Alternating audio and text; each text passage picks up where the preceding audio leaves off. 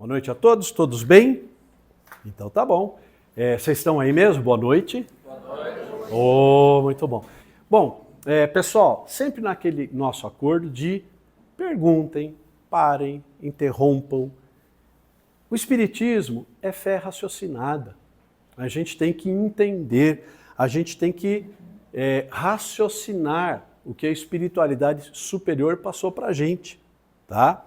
Então, não fiquem acanhados e falam, mas como é que é isso aí? Mas isso não é assim, é assado.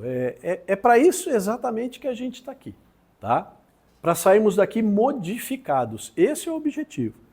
É diferente das outras religiões que a gente senta, ouve, sai e continua fazendo tudo errado por aí, né?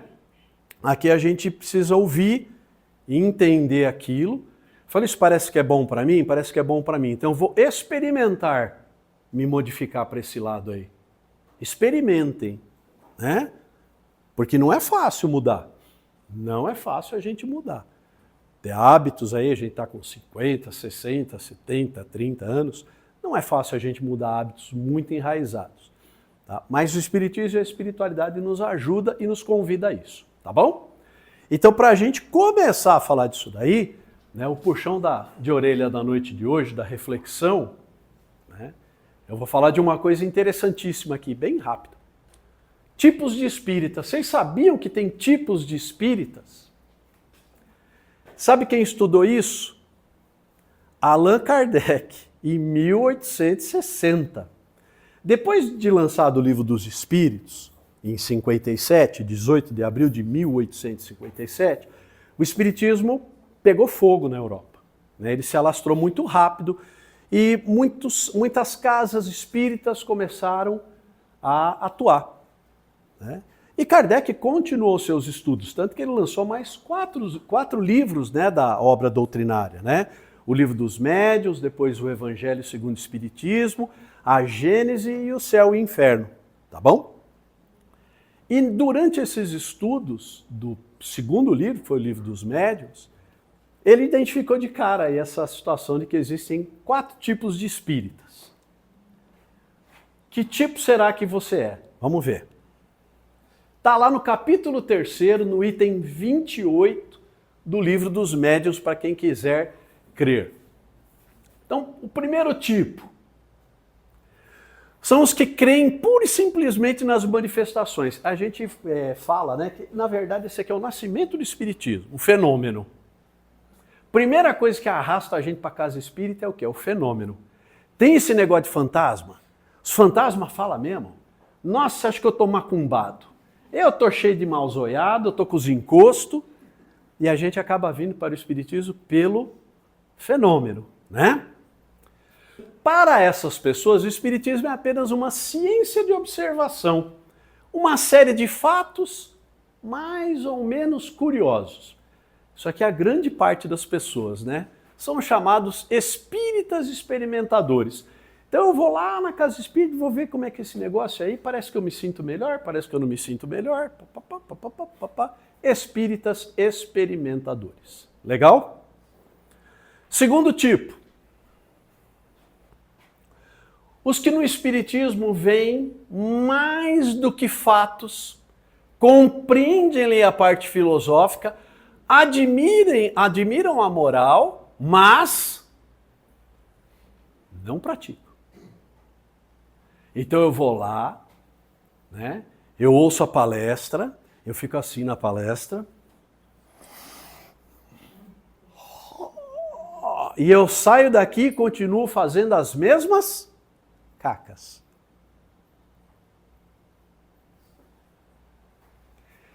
Insignificante ou nula é a influência que ele exerce nos caracteres, né? Nos seus pontos de caráter. Né? Entendo, acredito, ouço, mas não me modifica. Em nada alteram seus hábitos e não se privariam de um só gozo que fosse. Aqui a gente já lançou uma vez um desafio quando a gente falou de jejum. Lembra que a gente falou de jejum? Falou, pessoal, o jejum que Jesus falou não é o de comer. Passar fome não leva ninguém para o progresso espiritual. Se assim fosse, o pessoal que morre de fome nos países onde não tem comida seriam todos santificados, não é verdade? Então, o jejum não alimenta ninguém. O jejum que Jesus, olha, é difícil falar, hein? O jejum que Jesus se refere é o jejum de pensamento. Lembra, a gente fez um desafio aqui. Tenta ficar 3 dias sem falar palavrão.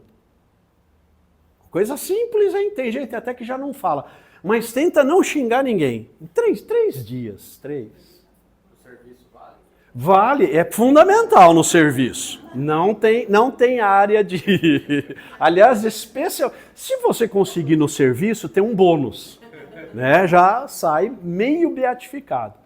Então, nada altera seus atos, não se privam um só gozo. Ok? Pode entrar, tem lugar aqui dentro, ó. Melhor aqui, calor humano. Não? Então tá. O avarento continua sendo avarento. O orgulhoso, aliás, o orgulhoso chega e fala assim, eu gostei muito dessa casinha espírita, mas eu já sei muito mais do que esse pessoal aí. Semideus, né? Já ouvimos muito. Fala assim, olha, eu te convido, você é um grande médium, vem estudar. Eu não preciso estudar, eu já sei tudo. Disse o maior sábio da humanidade, né? Só sei que nada sei. Então, o orgulhoso, o invejoso e o cioso sempre hostis. Tá? Que espírita é esse? Espírita imperfeito. Veja que Kardec não está julgando, ele está classificando. Né? Bom, mas nem tudo é ruim. Terceiro, os que não se contentam com admirar a moral espírita, que a praticam e lhe aceitam todas as consequências. Eu gosto muito dos termos que o Kardec usa. Kardec, como professor, cientista e pedagogo, ele usa palavras aceitar as consequências do espiritismo. Interessante, né? Pensem nisso essa semana, na segunda-feira a gente conversa mais sobre isso daí. Pensem em lição de casa, né? Convencidos de que a existência terrena é uma prova passageira. Não é isso que a gente fala aqui toda noite? Isso daqui é uma existência. Nós somos imortais. A Beta vai deixar de existir um dia. Beta, você vai morrer. Todo mundo aqui um dia vai morrer, mas as existências vão morrer. O nosso espírito é imortal, continuamos pela eternidade. E vamos voltar João, Maria, Estela, Carlos, Eduarda, branco, preto, alemão. Vamos até se melhorar. Até a gente sair da toleiro, né? Então, a existência terrena é uma prova passageira. Tratam de aproveitar os seus breves instantes aqui na carne, breves instantes, para avançar pela senda do progresso, única que os pode elevar na hierarquia dos mundos dos espíritos, esforçando-se por fazer o bem e coibir seus malpendores. Olha esse espírito aqui, né? As relações com eles sempre oferecem segurança, porque para a convicção que nutrem os preserva de praticarem o mal. Eles acreditam tanto na moral, na doutrina, nas leis de causa e de consequência, lei de progresso, lei de destruição que a gente está estudando, né? Eles creem tanto nessas leis, aplicam tanto que eles se tornam seguros. A vida para eles se torna mais fácil. Esse é o convite do Espiritismo. A caridade é, em tudo, a regra de proceder a que obedece. São os verdadeiros espíritas. Só uma observação. Sempre faço observação. Toda vez que a gente bota a palavra caridade na louça, a primeira coisa que a gente pensa é Não é desta caridade que nós estamos falando. A caridade do dinheiro já ensinou Jesus, é a pior delas. Tem uma passagem, tem uma parábola de Jesus que ele fala isso claramente. Que você dá dinheiro, mesmo dando dinheiro a uma pessoa muito necessitada, é perigoso. Por que é perigoso? Porque você pode estar imbuído de um orgulho que não vai ser bom para você e de uma humilhação que não vai ser bom para quem você está doando. A caridade que aqui falamos é de todas elas. A que menos falamos é a de dar dinheiro. É a caridade da compreensão, é a caridade de você fazer uma oração. Irmão, eu não tenho R$1 para te dar, mas ó, eu vou rezar um Pai Nosso para você hoje. Eu já fiz isso algumas vezes no semáforo e é impressionante a gente ver o pedinte virar e falar assim, ô moço, faz favor, hein? Se o senhor fizer, eu agradeço. Eu falei, nossa, será que o cara falou isso mesmo para mim? Eu pensei que ele ia me mandar para aquele lugar, né? Ou falar, ó, pega a sua oração. Mas não, a minha recepção de falar isso foi muito boa, né? Tá? Então, é dessa caridade que a gente está falando. Então, quem são esses verdadeiros espíritas? São os espíritas cristãos. Cristãos. E quem vem as primeiras vezes numa casa espírita, séria, comprometida com o evangelho, e ouve que falar que nós somos cristãos, e o cara fala, não, mas peraí, vocês não são espíritas? Nós somos cristãos. O espiritismo é cristão, nós cremos no evangelho. O governador do planeta para a gente é Jesus. Acreditamos que os 5 livros da doutrina são o consolador prometido por Jesus quando da última encarnação dele na Terra. Quando ele foi embora, falou, eu vos deixo, mas deixo-vos a minha paz. E meu nome, vocês não vão estar sós, estarei convosco até o último dos dias. E o meu Pai vos enviará o Consolador prometido que vos explicará todas as coisas, as quais hoje, 2000 anos atrás, vós não tendes condições de compreendê-las. Como é que você vai falar de espírito, de materialização, para um pescador da Galileia de 2000 anos atrás? Então tá aí, né? Somos então os espíritas cristãos. E por último, para a gente falar um pouquinho do pior dos espíritas, né? E aí é um alerta, tá? Não é também uma crítica, é um alerta. Há finalmente os espíritas exaltados. Esses espíritas exaltados, eles não estudam, eles não compreendem os fenômenos, não compreendem a natureza da doutrina espírita, não estudam o Evangelho de Jesus e ficam maravilhados, verdadeiramente fascinados pelos fenômenos. Né? Para quem já teve a oportunidade de participar de um trabalho mediúnico sério, bem realizado, é fascinante, é impressionante. Só que, quando ele confia demasiado, cega e frequentemente pueril no tocante ao mundo invisível, e leva a aceitar-se com extrema facilidade e sem verificação aquilo cujo absurdo ou a impossibilidade, a reflexão e o exame demonstrariam. Ficam tão fascinados que eu começo a acreditar em qualquer coisa dentro da casa espírita. Repito, isso aqui é fé raciocinada. Paulo, eu não concordo com nada que você está falando aí. Pleno direito seu. Importante que você tenha a sua convicção. Ok? Para não acontecer isso. Essa espécie de adeptos é mais nociva do que útil à causa do espiritismo. Por quê? Pessoal, é aqui que acontecem muitos incidentes em casas espíritas. Se você não conhece a doutrina, você não conhece o Evangelho de Jesus, Paulo, o Evangelho de Jesus, o que é o Evangelho de Jesus? Jesus nos ensinou todas as chaves da evolução. Todas as chaves.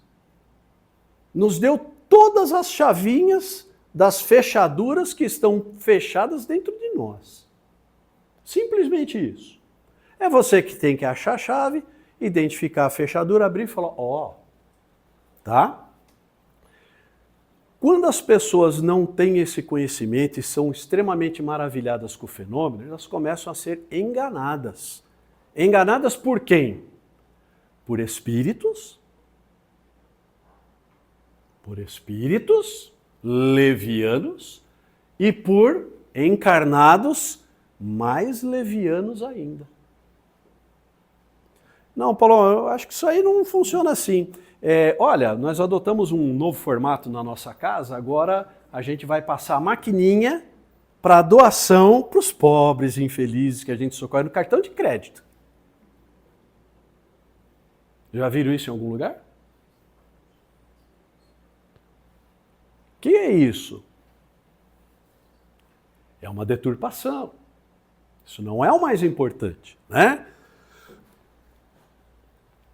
Todos, com razão, desconfiam do julgamento deles. Então, esses espíritas exaltados acabam contando coisas aí fora para as pessoas que não são espíritas, que não são verdades, são fascinações.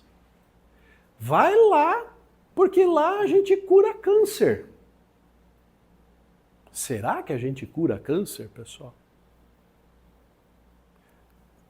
Vamos fazer um pequeno parênteses? Para que a gente possa curar uma doença, é preciso, número 1, que quem esteja doente tenha merecimento. Primeiro é o merecimento. Segundo, fé. Terceiro, possibilidade do pedido. Será que aquilo vai ser bom para essa pessoa? Porque já sabemos, né, que no câncer especificamente, o câncer é um expurgo de toxinas do perispírito. Se nessa encarnação eu vim preparado psicologicamente para ter um câncer, expurgar um monte de toxina do meu perispírito e desencarnar feliz, é nessa que eu tenho que fazer isso. Então, por favor, não me cura. Vocês sabem a história do Chico?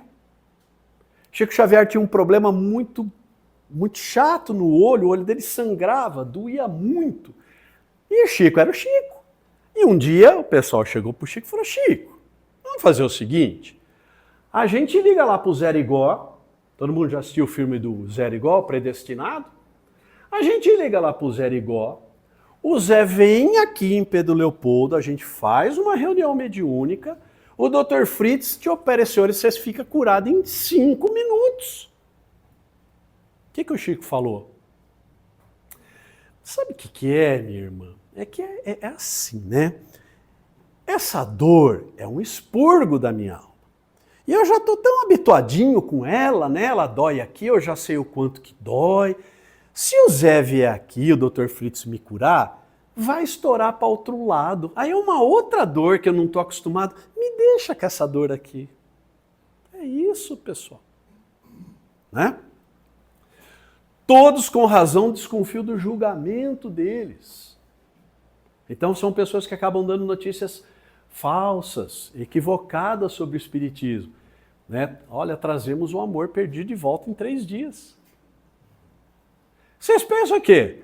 Quantas pessoas já vieram a esta casa, que é uma casa espírita kardecista, tendo uma oportunidade única de conversar com um irmão espiritual, podendo perguntar a esse irmão espiritual sobre seus entes queridos que estão desencarnados, sobre a formação do universo, sobre, sei lá, física quântica, e a pessoa fala o quê? Dá para você trazer de volta meu namorado, minha namorada? Resposta: não dá. Por quê? Porque nenhum espírito bondoso, nenhum espírito superior pode influenciar no livre arbítrio dos encarnados. Nenhum. Isso é um crime espiritual. Já falamos disso, né? Já falamos bastante disso. A partir do momento que um irmão espiritual, qualquer ele que seja, leviano, normalmente quem vai fazer isso é o espírito leviano, gozador, que ele virar para você e falar assim, irmão, caso eu compre uma bicicleta, compra uma bicicleta que é mais legal, hoje está todo mundo andando de bicicleta. Quando ele fez isso, o que ele fez? Ele tirou completamente a responsabilidade sua da decisão da sua vida. E assumiu essa responsabilidade para ele. Ele está contraindo débitos. Para isso que a gente precisa conhecer a doutrina. Tá? Todos, com razão, desconfiam do julgamento. Graças à sua boa-fé, são iludidos por espíritos mistificadores, tanto como por homens que procuram explorar-lhes a credulidade. Legal? Pergunta. Vai lá. Ângela. Essa última aí, você falou que são exaltados. É. Mas no final, eles acabam caindo naquela primeira, né? Que gosta da manifestação. Não. Não. Não, porque Eles são exaltados, eles estão maravilhados com uma coisa que eles não entendem bem, são enganados porque não entendem bem, né? Eu vejo um carro elétrico novo, eu não conheço carro elétrico. Nossa, que maravilha! Eu falei, inclusive ele faz 5.000 quilômetros sem pôr na tomada. Uia, que legal! Faz, mas eu não entendo. Então o espírita que não entende, ele engole qualquer coisa. De qualquer encarnado e de qualquer espírito. O Paulo não está entendendo esse negócio aí que você está falando de um espírito ser leviano e poder interagir. Isso pode acontecer numa casa espírita? Perfeitamente. Nós temos livre-arbítrio? E os espíritos têm livre-arbítrio? O que é o livre-arbítrio? É o poder de decidir por si. Ser responsável por suas condutas. Mas isso está de acordo com o Evangelho? Tá, Jesus falou. A semeadura é opcional. Você planta o que você quiser. Mas a colheita do que você plantou é obrigatória. Legal? Então, sim, pode acontecer num grupo espírita mal preparado, um espírito leviano. Isso tem muito, pessoal. Tem muito. Kardec já estudava isso lá atrás. E tem muito livro, muito texto, né? Onde o espírito se manifesta. Boa noite, eu sou Aristóteles. Aristóteles, que bem-vindo à nossa humilde casa, que bom. Qual é o seu conselho? Que todo mundo dance a rumba no final dos trabalhos. Aristóteles mandou. Hoje, a hora que a gente acabar, rumba. Tem uma caixa acústica aqui. E tem um espírito lá do lado assim, ó.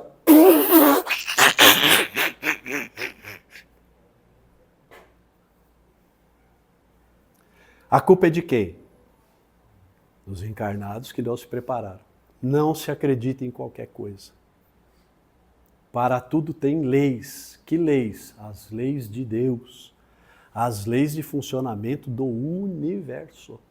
Vale para nós, vale para o marciano, vale para o jupiteriano. Olha que interessante. Beleza? Mais alguma pergunta? Então, vamos lá, vamos entrar então de volta no na nossa matéria. Então, estamos estudando o Livro dos Espíritos, na parte terceira, falando das leis morais, que são essas leis que a gente está falando. Capítulo 6, estamos falando da lei de destruição, que tudo precisa se destruir para que renasça. Né? Estudado até por Lavoisier. No mundo, nada se perde, nada se cria. Tudo se transforma. Por que ele falou que nada se cria? Porque quem é o Criador?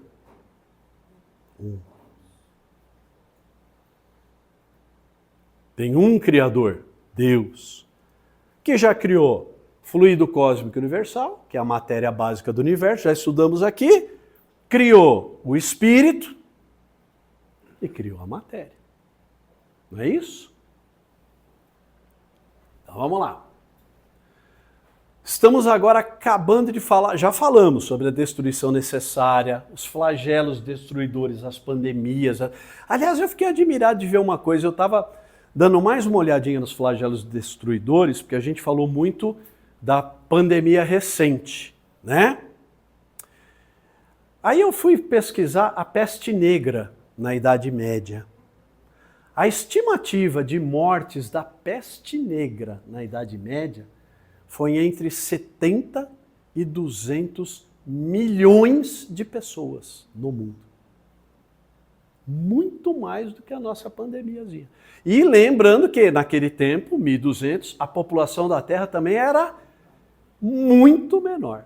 Então, até proporcionalmente, morreu muito mais gente lá, flagelos destruidores. Falamos sobre as guerras, falamos sobre o assassinato, né? Falamos inclusive, lembra? Acabamos semana passada, falamos, o que é pior? O infanticídio ou o fratricídio? Matar o pai ou matar o filho? Espírito de Verdade nos disse o quê? Crime é crime. Os dois são terríveis. Então, falamos do assassínio e vamos falar hoje agora um pouquinho da crueldade. Poder-se-á ligar o sentimento de crueldade ao instinto de destruição? Então Kardec falou, e aí? A crueldade está vinculada com esse sentimento de destruição, ao instinto da destruição, porque nós temos o instinto da destruição, é isso que a lei de destruição fala. Como todos nós sabemos que vamos morrer, que um dia vamos nos destruir para renascer, temos isso instintivamente dentro da gente. E ele está perguntando, e aí, a crueldade anda junto com isso daí? É um instinto de destruição no que tem de pior a crueldade. Porquanto, se algumas vezes a destruição constitui uma necessidade, precisamos da lei de destruição, a crueldade jamais se dá o mesmo. Nunca precisamos da crueldade. Morrer sim, mas não precisa torturar, né? Tá? É mais ou menos isso que ele quis dizer. Ela resulta sempre de uma natureza má. Ela quem, pessoal? A crueldade. Tem muita gente cruel na nossa sociedade? Muita gente cruel. Vamos ver isso também. Por que razão a crueldade forma o caráter predominante dos povos primitivos? Vou fazer aqui uma observação, essa foi a pergunta do Kardec, né? Naquela visão de 1800. Por que os povos primitivos são mais cruéis? Mas na verdade a gente tem grandes demonstrações de crueldade nas sociedades evoluídas hoje em dia também. São mais pontuais, mas estão aí, né? Vamos ver, por que razão forma o caráter predominante? Nos povos primitivos, como você, né, falou, olha, o Espírito de Verdade falando, nos povos primitivos, como você está falando, Kardec, como você os chama, né, porque para a espiritualidade, pessoal, o que é a frase que foi lida aqui, todo o começo do trabalho, no finalzinho? Ninguém é melhor ou pior, somos todos iguais. Quer uma prova disso? Quer uma prova? Se nós não fôssemos todos iguais, não estaríamos juntos no planeta de prova e expiação. Salvo se algum de nós aqui é um missionário, espírito de luz evoluidíssimo, que falou assim, eu vou me juntar com esses bandos de cabeçudo para dar uma melhorada na vida deles, né? Salvo essa exceção, somos todos iguais. Estamos todos na mesma etapa evolucionária. Né? Podemos até não ser cruéis, mas cometemos muitos erros.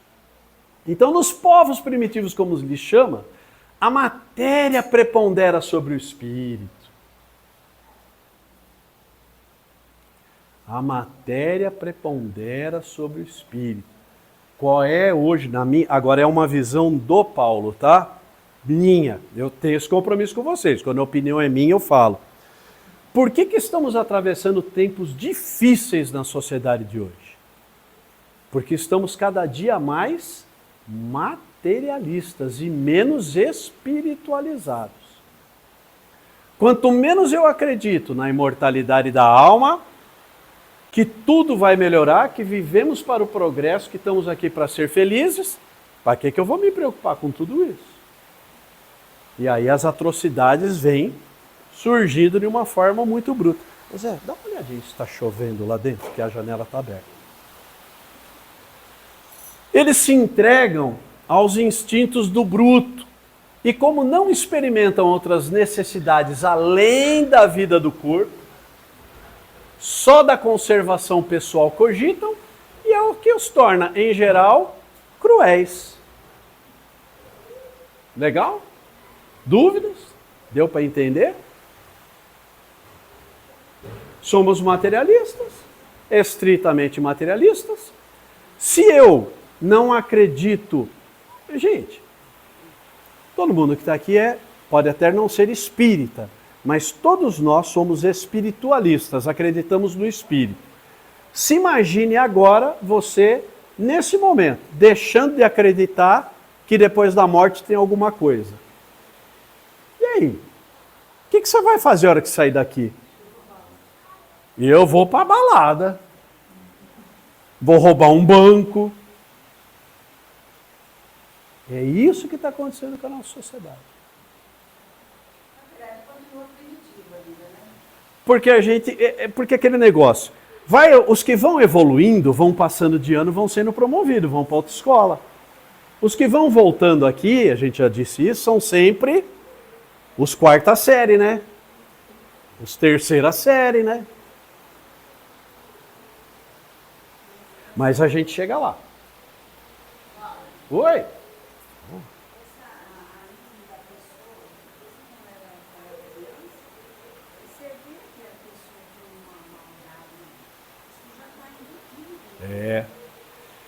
Ela está dizendo aqui, essa índole que a gente vê na pessoa, né? A gente vê que é uma maldade que já está embutida. Desde criança. Eu vou te dizer mais. Desde sempre. Porque ela é um espírito que vem reencarnando e ela vem trazendo aquela imperfeição com ela.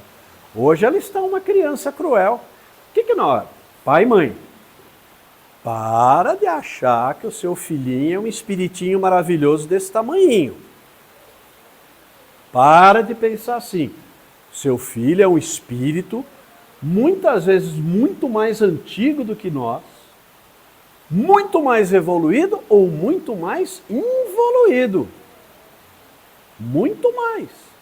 E a nossa obrigação para com eles, o compromisso que tivemos com o Pai, é ajudar esse espírito a evoluir.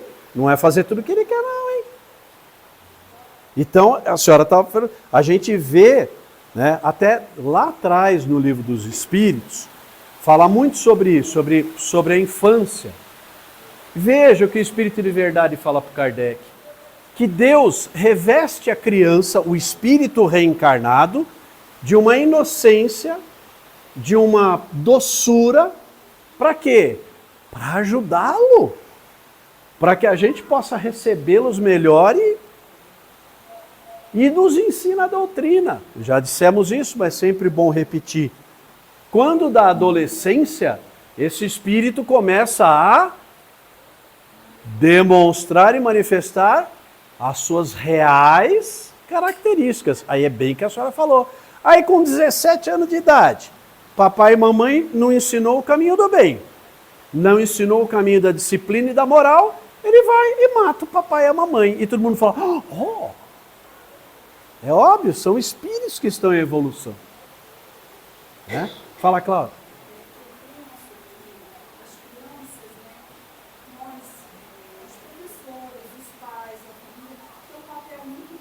Muito importante.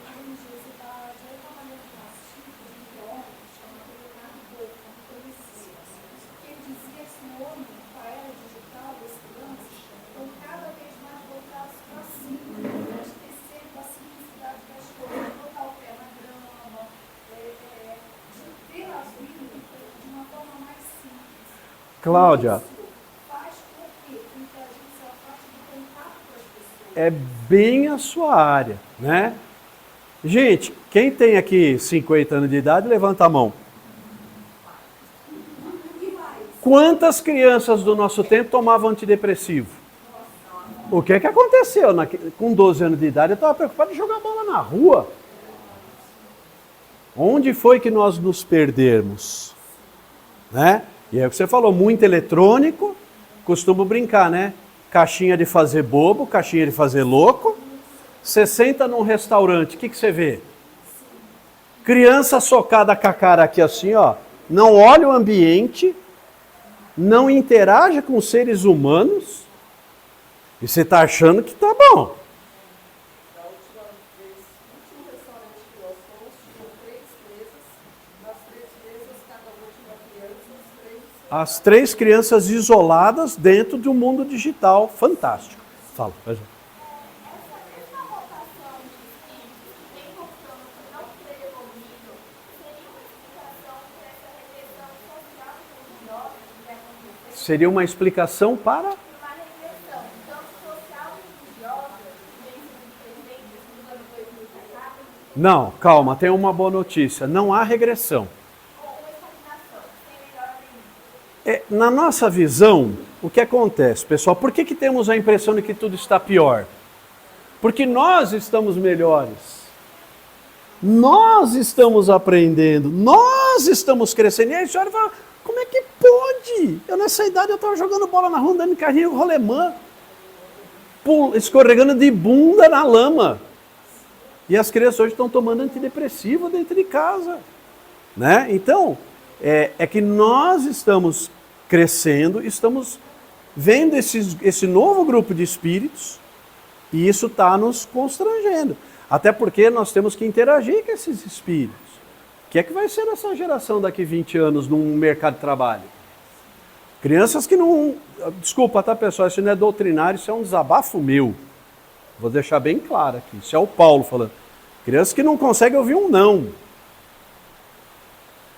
Suicídio de crianças de 12 anos de idade. Gente, o que uma criança de 12 anos de idade está se suicidando? Falamos aqui na semana passada, né, vou reiterar essa história que eu acho muito interessante. Na Holanda, de uma jovem que pediu autorização judicial para ser eutanasiada, ou seja, para ser morta pelos médicos. Motivo, uma depressão incurável. Idade, 28 anos. E a justiça autorizou. Ela agora está no plano espiritual, acredito eu, que é alguma região umbralina. É muita falta de espiritualidade. É muita falta de fé, de entender o que nós realmente... Só para concluir esse negócio de pai e mãe. Também não é doutrinário, né? Mas eu já li em algumas psicografias em que um espírito fala assim, e aí, quando você chegou lá, o que foi que te falaram? Olha, um ser de luz virou para mim e falou assim, o que fizeste dos filhos que o pai te confiou? Você está preparado para responder essa pergunta? Acho melhor você caprichar. Fala, quem quer perguntar o quê? Fala. Sobre a questão da eutanásia. Quando o espírito morre, ele sofre as mesmas consequências. Sobre a eutanásia, quando o indivíduo morre? Ele sofre as mesmas consequências que um suicida mundial. Mesmas consequências. É um suicídio. A eutanásia é um suicídio, foi praticado por outrem, mas foi uma escolha dela. Né? E quem eutanasia responde pelo assassinato. É o assassínio. Tanto que médicos estão se recusando a fazer o aborto de nenês aí, a justiça está querendo obrigar, isso é criminoso. Criminoso. Porque você está obrigando um médico que tem o juramento de Hipócrates, é Hipócrates? É, né? De preservar a vida a matar. Absurdo. Né? E isso tem consequências espirituais muito graves, muito graves. Legal? Ademais, os povos de imperfeito desenvolvimento se conservam, só olha sobre isso daqui, ó, sobre o império de espíritos também imperfeitos, que lhes são simpáticos. Pessoal, o que é que o espírito de verdade está falando? O que a gente já cansou de saber. A lei da simpatia. Espírito simpático não é aquele espírito legalzão, falou aí, batalha. Simpático é aquele espírito que se harmoniza conosco. E isso acontece em nível de sociedades, de grupos grandes. Então, um povo que tem essa tendência materialista, cruel, o que se associa a eles? Ainda que eles não acreditem, espíritos cruéis. E vira uma bola de neve. Paulão, eu não boto muita fé nesse negócio aí.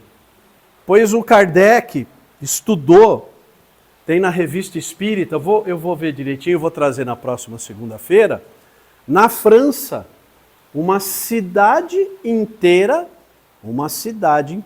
é lógico que na França de 1800 devia ser 15, 20, 30 mil pessoas, mas uma cidade inteira sofrendo de obsessão coletiva.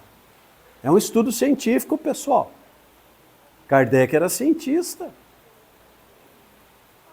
Oi? Poderia ser considerado como uma lavagem cerebral que a gente, às vezes, percebe? A Marília está perguntando aqui. A obsessão? Se essa obsessão poderia ser comparada a uma lavagem cerebral. Exatamente. É uma forte imposição de ideias. Né? No estudo da obsessão, a gente chama isso de monoideísmo. Você quer saber quando você está começando a ficar obsediado? Tristeza sem razão de ser. Monoideísmo.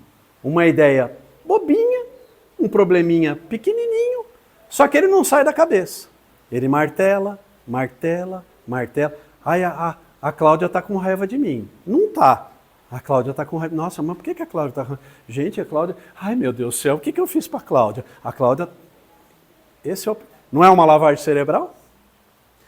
Os espíritos obsessores infelizes, eles têm um nome para isso, a espiritualidade tem um nome. Eles chamam de cunha mental. Então eles procuram na nossa mentalidade uma brecha, uma falha, um medo, uma insegurança, um vício, uma tendência ao vício. Ali eles acharam o quê? Uma trinca. Ali eles colocam uma cunha mental. Isso tudo que eu estou falando é energético. Lavagem cerebral.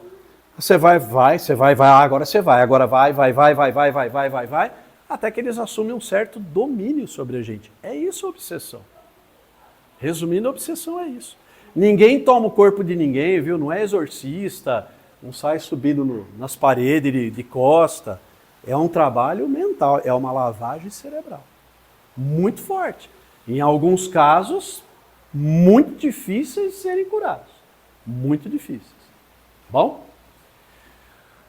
Então é isso aí que acontece. Até que os povos mais adiantados venham destruir, olha o termo, ou enfraquecer essa influência. Como é que os povos mais adiantados destroem ou enfraquecem essa influência? Como é que se expulsa o espírito imperfeito?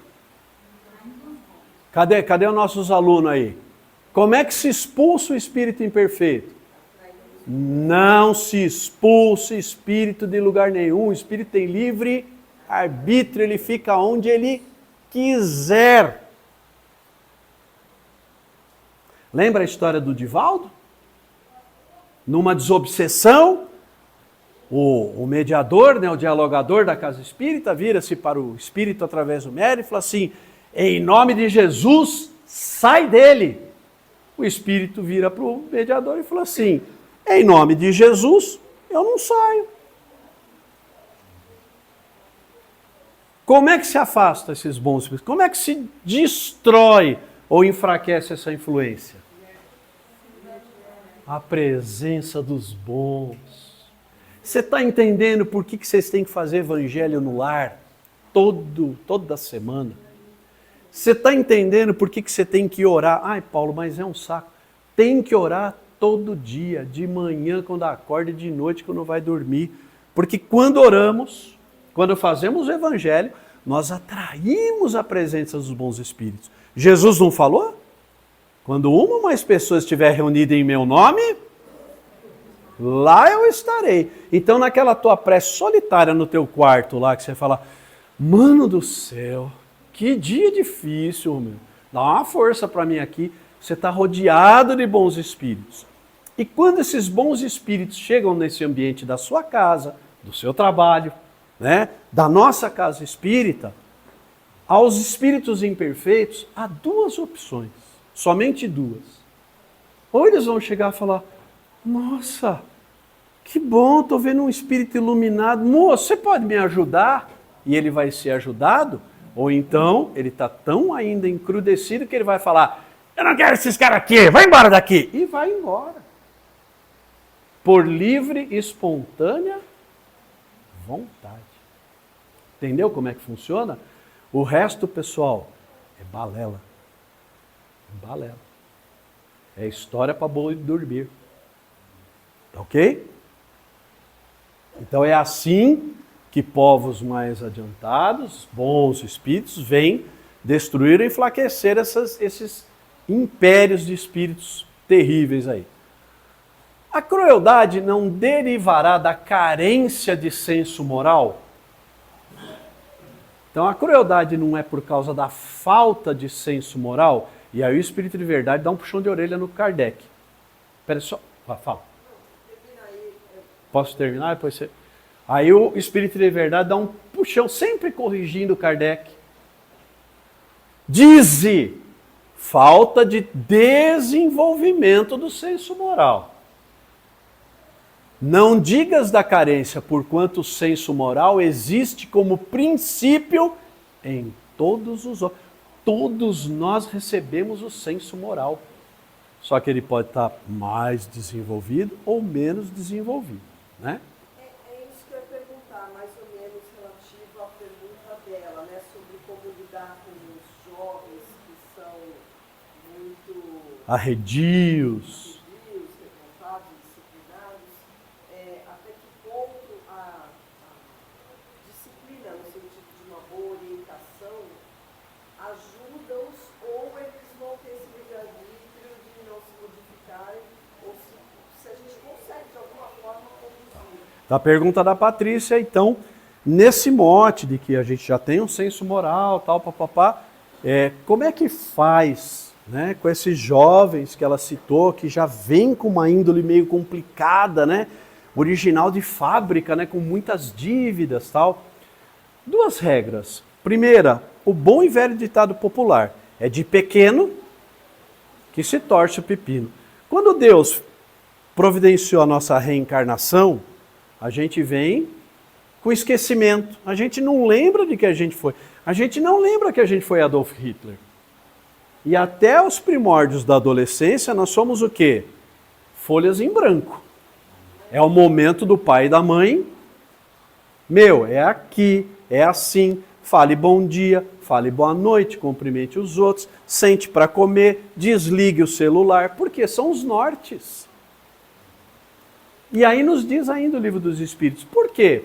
A partir da adolescência, onde os hormônios produzidos vão ser um indicativo de que o perispírito efetivamente acabou todo o seu encaixe naquele novo corpo, esse espírito vai manifestar as suas verdades. E aí, meu amigo, quem ensinou, ensinou. Quem não ensinou, aguenta. Por isso que tem um time, por isso que é precioso. Mas adianta muito. E o Livro dos Espíritos traz mais um consolo para o pai e para a mãe. Lógico, é um consolador prometido. Olha, você fez tudo direitinho, você ensinou tudo direitinho, agora é a índole desse espírito que é ruim, fizeste tua parte. Agora esse espírito tem livre arbítrio. Eu vou ficar, amigo. Você está de consciência tranquila? Fez o teu melhor? Pode até não ter sido suficiente, mas você fez o teu melhor, tá ótimo. É isso? Gente, tudo isso está no Livro dos Espíritos. Que as pessoas falam que está desatualizado, que precisaria ser revisto, que o Livro dos Espíritos é racista, que ele tem que ter uma visão mais social. Não é nada disso.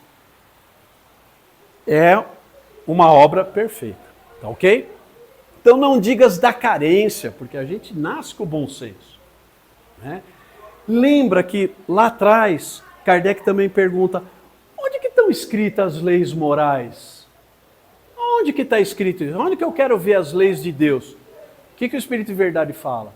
Estão escritos na consciência dos homens. A gente vem de fábrica com manual, sim. Não sabe o que é certo e o que é errado? Não sabe? A criança com 6 anos de idade que está rolando no chão fazendo manha, não sabe que aquilo está errado? O segredo é você demonstrar que aquilo está errado ou você é ser conivente. Depois aguenta. Né? Né? Proteger o instinto já é. Exato, né? Você sabe que faz muito sentido, porque eu sou com os filhos pequenos, né? E assim, começou essa coisa e tal. Vem cá, sei. O que você acha que você fez?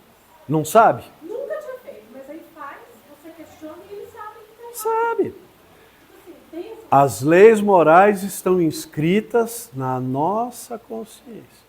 A hora que a gente acha a carteira caída no chão, que a gente acabou de ver cair do bolso do cara da frente, que tem uma conta de luz e 300 conto dentro, e a gente pega e guarda, ele não sabe que devia ter devolvido? Cara, lógico que sabe. Você vai, sua conta de luz aqui, você vai ficar sem luz, amigo. Né? O que a gente faz? Crueldade? Existe como um princípio em todos os homens. É esse senso moral que dos seres cruéis fará mais tarde serem seres bons e humanos. Ok? Eu acho que aqui a gente acabou essa, não. Ele, pois, existe no selvagem, o senso moral, mas como o princípio do perfume no germe da flor, que ainda não desabrochou. Todos nós temos o senso moral, em alguns a gente vai descobrir rápido que isso é muito bom, e outros vão demorar muito para descobrir que isso é muito bom. Enquanto as pessoas ainda forem materialistas, ainda acharem que levar vantagem em tudo certo,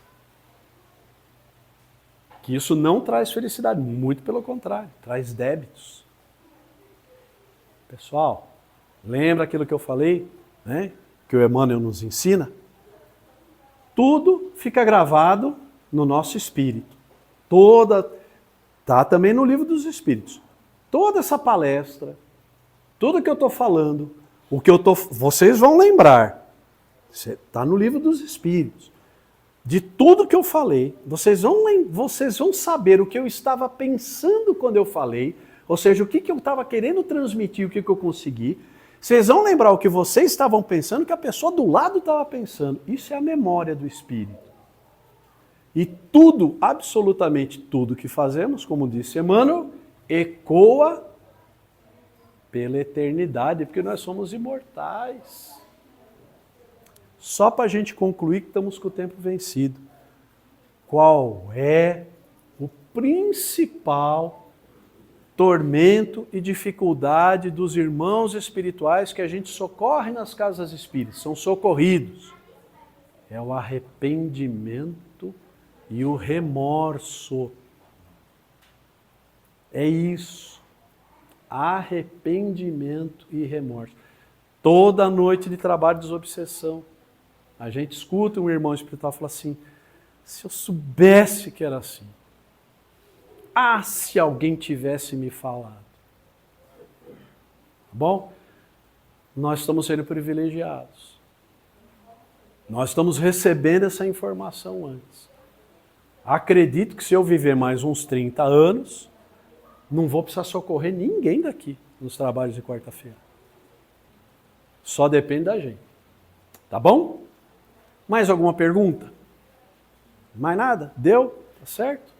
Então, Pessoal, muito obrigado. Acompanhe a gente no Instagram, no YouTube. As nossas palestras estão todas lá, quase todas, né, Paty? Estamos indo a toque de caixa, mas tem muita coisa lá do passado legal. E quem tiver tempo, vai lá e dá uma olhadinha, assiste a gente. Tá bom? Obrigado. Boa noite.